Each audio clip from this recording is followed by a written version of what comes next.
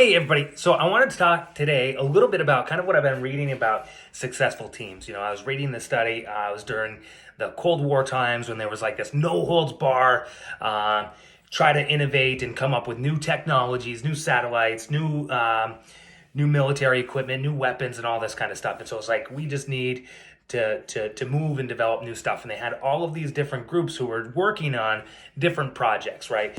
And at one point, somebody sat down and said, we should study and look at like what is making each one of these groups, which ones are the most successful, and how can we find out why they are being the most successful? Like, what are the differences between them and increase the efficiencies?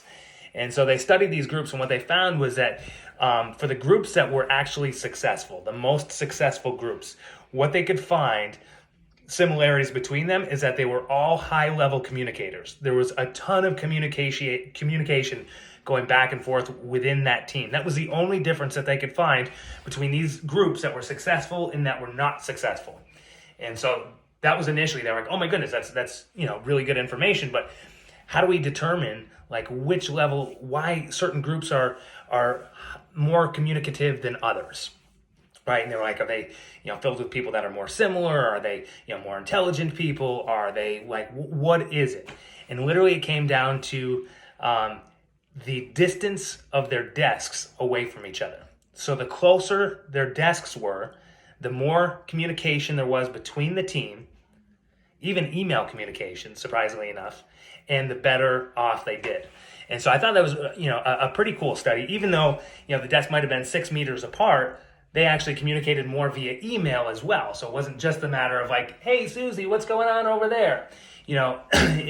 Something happened where they felt better. There was a closer connection, and they were able to communicate more, and therefore able to produce better results. So that's really cool news. And then you look at like, where do we sit in the world today? And it's like, holy crap. Doesn't matter kind of where my desk sat because we're not sitting in our desks, right? So we're all sitting in our desks a lot more than 6 meters apart now, right? Like we're all in our own homes. Some of us are, different parts of the country. Some of us are in different countries. And so it made me think like, how can we try to, you're not gonna be able to recreate, but how can you kind of recreate that environment in that feel? And I'll talk about this oftentimes with the sales team, and I'll say, listen, sometimes it's important to know what your strengths and what your weaknesses are. So when you notice one of your weaknesses, you know that you have to work a little bit harder on that weakness spot when you're in the midst of the sales call.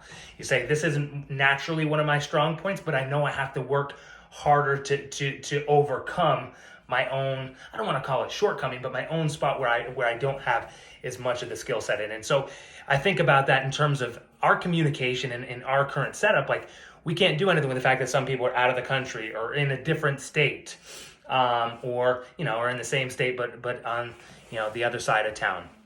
And so just knowing that, hey, listen, because we are further apart distance-wise, that's going to make us more likely, or less likely rather, to communicate together. And that's going to make it more likely that we're not as successful as we could be. So if we want to be successful, and we know we need to communicate more, and we know that we just need to be closer, we have to create that close environment. And one of the things, this is why I'm doing the visual videos. Remember, we talked about this, 6 months ago or whatever, like what's the best way to kind of communicate with the team? And we thought that this would give like an audio visual, rather than me just typing this up in an email or leaving you a voicemail or something like that it would create this audio visual component. And if you notice, we do the same thing with our meetings. And I know sometimes it's, uncomfortable or weird or whatever, to have the video on. And sometimes there's just technical components where it's like, damn, my internet's being super slow today. I don't know what's going on.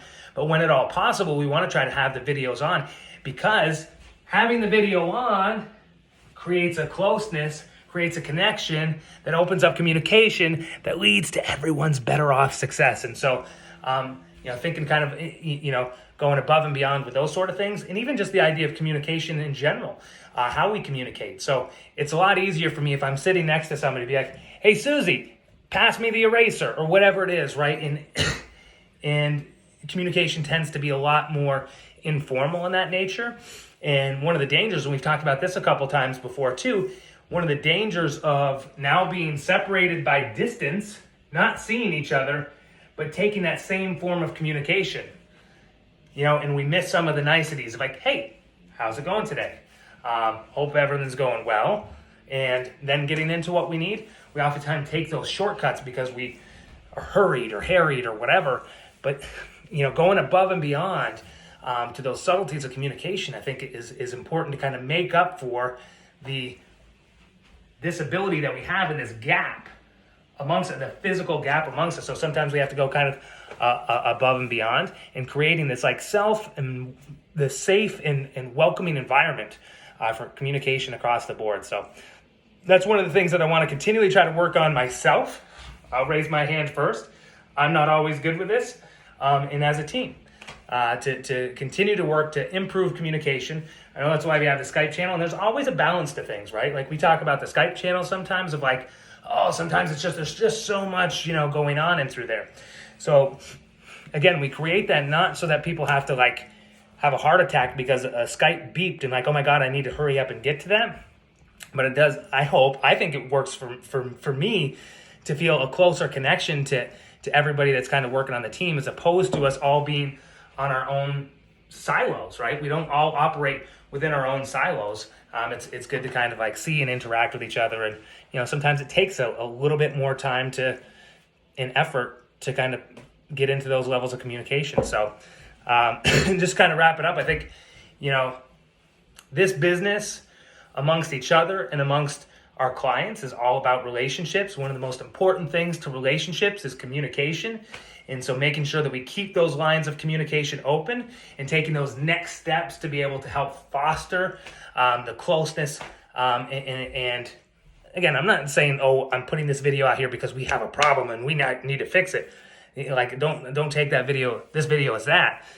Just things to always, be improving on, different ways that we can improve on the communication and bringing in this closeness. I think I'm rambling towards the end of this, but there it is. There's my updated notes on making sure in this COVID world, because it doesn't look like it's going away anytime soon, that we're all kind of forced to operate in our own silos, that we're taking a little bit of extra effort to make sure we are encouraging communication and closeness amongst each other as a team. Love you guys. Stay tuned for the next one. See you guys.